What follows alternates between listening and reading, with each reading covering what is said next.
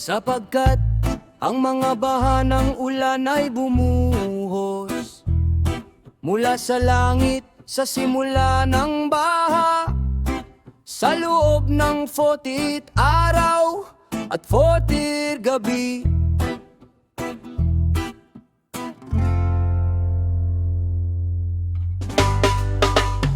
Ngunit sa unang araw ng ika-11 buwan, ang mga tuktok ng matataas na bundok ay nakita. At si Noe ay naghintay pa hanggang sa lumipas ang 40 araw.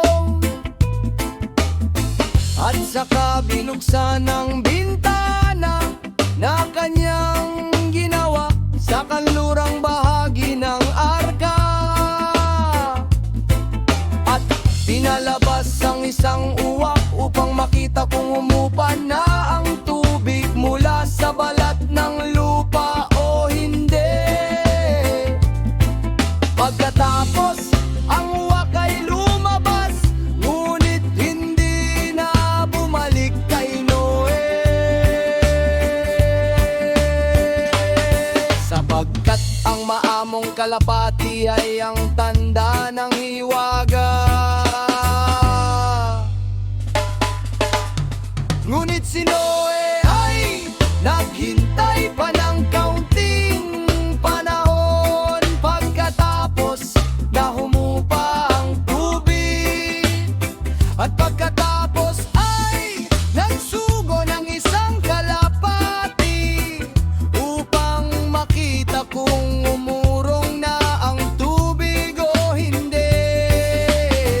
Ngunit nang lumabas ang kalapati, wala itong makitang dapuan para sa kanyang paa, at walang tirahan, at ito'y bumalik kay Noe. Pagkatapos si Noe ay naghintay pa ng 7 araw at muling nagsugo ng kalapati upang makita kung umurong na ang tubig o hindi. At ang kalapati ay bumalik kay Noe nang malapit na ang dapit hapon, at sa kanyang tuka ay may isang dahon ng olibo. Ang kahulugan ng kalapati ay siya ay kinuha bilang isang larawan ng luma at ng mga bagong tipan. Sa unang pagkakataon na siya'y lumabas at walang makitang mapagpahingahan ng kanyang mga paa, ibig sabihin isang lugar ng kapahingahan na isang larawan ng matigas ang ulong mga Yudiyo, na sa kanila'y walang natirang biyaya ni anumang habag, kaya't siya away. Ang maamon ay tinuturing sa kalapati ay hindi nakatagpo sa kanila ng kapahingahan para sa kanyang mga paan. Ngunit sa ikalawang pagkakataon nang ang kalapati ay makasumpong ng isang lugar ng kapahingahan, ay isang larawan ng mga bansa na tumanggap ng mabuting balita ng banal na Ibanghelyo, at sa gitna nila ay nakatagpo si Yahwa ng isang pahingahan. Na ika-67 taon ng buhay ni Noe, sa ikalawang araw ng buwan ng Barmudehang tubig ay natuloy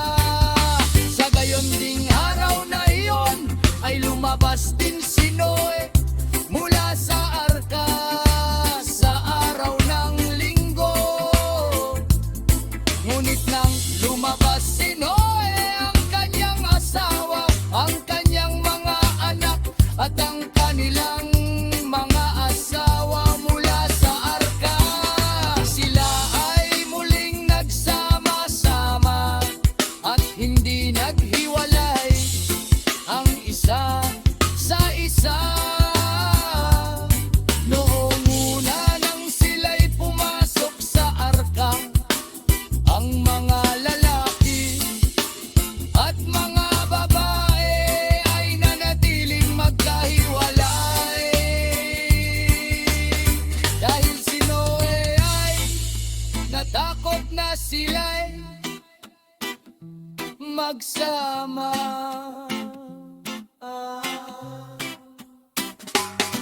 Ngunit nang matapos ang baha, sila ay muling nagsama. Ang lalaki kasama ang kanyang asawa.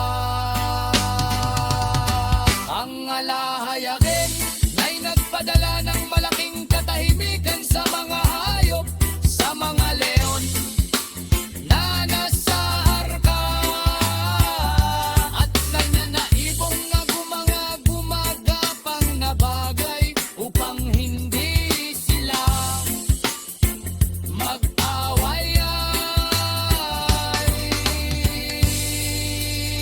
Pagkatapos si Noe ay lumabas mula sa arka at nagtayo ng isang dambana sa ibabaw ng bundok, at siya'y tumayo at nakiusap sa alahaya na ipakita sa kanya kung anong mga handog ang dapat niyang kunin at dalhin sa kanya bilang mga